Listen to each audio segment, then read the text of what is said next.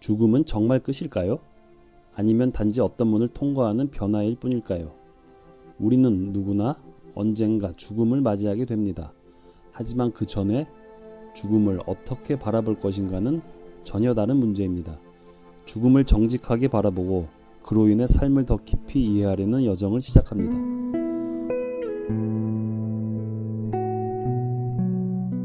오늘은 우리가 늘 궁금해하면서도 말하기 어려웠던 질문 하나를 함께 나눠보려 합니다. 바로 죽음이란 무엇일까? 이 영상은 전 세계적으로 활동 중인 영적 수행 공동체 Researchers of Truth의 What is Death 자료를 참고하여 구성되었습니다. 죽음은 사라짐이 아니라 변화다. 죽음이라는 것은 사실 존재하지 않습니다. 사람들이 흔히 죽음이라고 부르는 것은 사실 변화일 뿐입니다.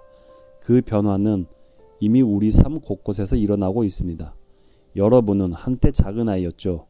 손에 인형을 들고 놀던 소녀, 골목에서 뛰놀던 소년이었습니다. 그 아이는 지금 어디 있을까요? 사라졌나요? 아니요. 그는 지금의 여러분이 되었습니다. 형태는 바뀌었지만 존재는 이어지고 있습니다. 과학자들은 말합니다. 우리 몸의 세포는 끊임없이 교체된다고요. 피부는 몇 주마다, 장 점막은 며칠 만에 새로 태어납니다.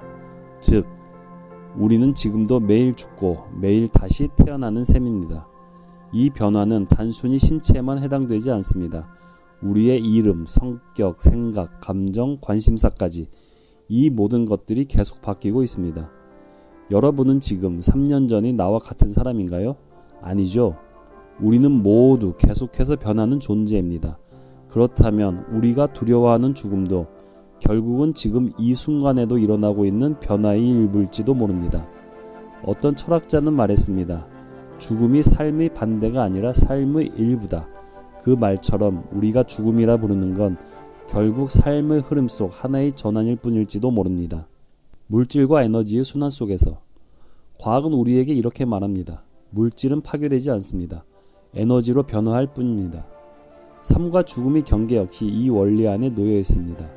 우리가 죽는다는 것은 단지 이 물질적 육체가 그 형태를 바꾸는 것을 의미합니다. 우리를 구성하던 모든 원자는 흙이 되고 공기가 되며 나무가 되고 다른 생명의 일부가 됩니다. 죽음은 종말이 아니라 연결과 순환의 일부입니다. 물 한 방울이 증발해 공기가 되고 다시 구름이 되고 어느 날 다시 비로 내려오는 것처럼요. 영적 관점에서 보면 우리는 육체라는 옷을 벗고 다른 형태로 건너가는 것입니다. 삶은 하나의 배를 타는 여행입니다. 그 배에 탄 우리는 모두 언젠가는 도착하게 되어 있습니다. 어떤 이는 갑판에서, 어떤 이는 고급 객실에서 그 여정을 보내지만 시작과 끝은 같다는 겁니다. 삶은 우리가 탈 수 있는 하나의 배이며 죽음은 그 여정의 다음 정거장입니다. 그리고 그 다음은 또 다른 바다일지도 모르지요.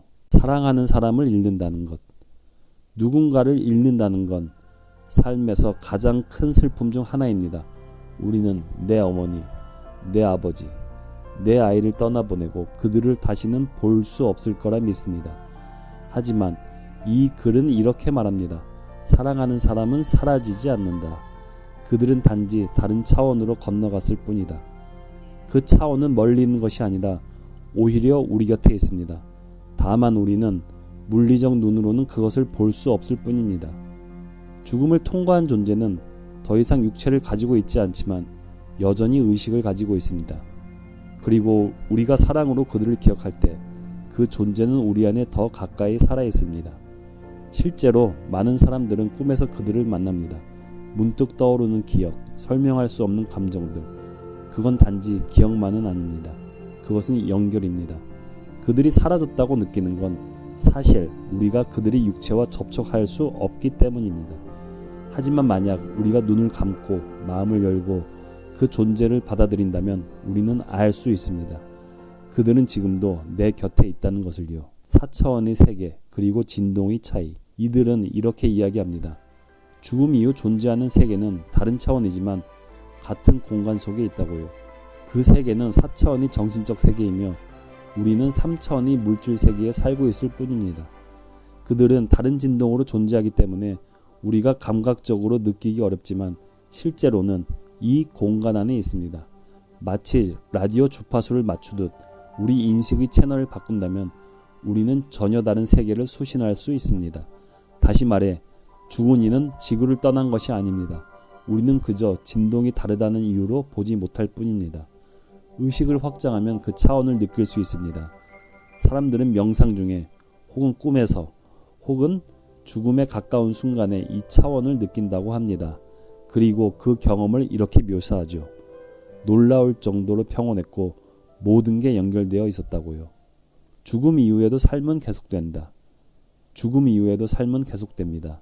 다만 그것은 지금과는 다른 방식의 존재입니다.